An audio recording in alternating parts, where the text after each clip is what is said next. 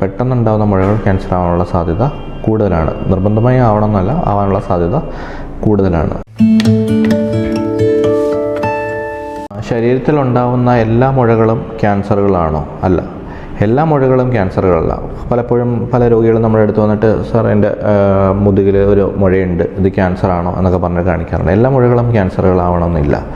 എങ്ങനെ അത് മനസ്സിലാക്കാൻ സാധിക്കുന്ന? പെട്ടെന്നുണ്ടാകുന്ന മുഴകളും ദീർഘനാളായിട്ടുള്ള മുഴകൾ ക്യാൻസർ ആവാനുള്ള സാധ്യത കുറവാണ്. പെട്ടെന്നുണ്ടാകുന്ന മുഴകൾ ക്യാൻസർ ആവാനുള്ള സാധ്യത കൂടുതലാണ്. നിർബന്ധമായി ആവണമെന്നല്ല, ആവാനുള്ള സാധ്യത കൂടുതലാണ്.